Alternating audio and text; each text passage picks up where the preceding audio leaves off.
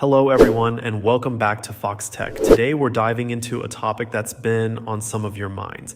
Inverted colors, also known as the negative filter. It's a straightforward process, and while I personally don't use it much, there might be reasons why you'd want to enable it. Let's explore the two ways you can turn on this filter on your iPhone. The first method involves a trip to your iPhone settings. Open up the settings, scroll down to accessibility, and then click on display and text size.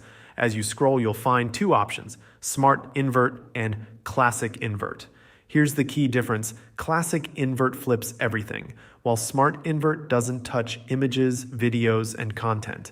It's a bit more refined, although it's not flawless. It's essential to note that enabling this feature may not be perfect, but it's a viable option for some. Now, if you prefer a more hands-on approach, there's a second option. Use 3 fingers and give your screen a quick triple click. It doesn't matter which fingers you use, just 3 quick clicks. This will bring up a handy panel with various options.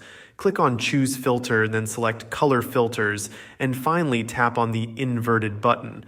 Unfortunately, this method won't enable Smart Invert, but it's a straightforward way to switch to inverted colors. Before we continue, I want to take a moment to mention our Foxtecc educational platform. It's entirely free to access, offering additional courses with more on the way. If you're looking to expand your knowledge, check out the link in the description below. So, whether you opt for the classic or smart invert, knowing these options can be beneficial. Personally, I find the 3-finger triple click method more convenient, but your preference might differ.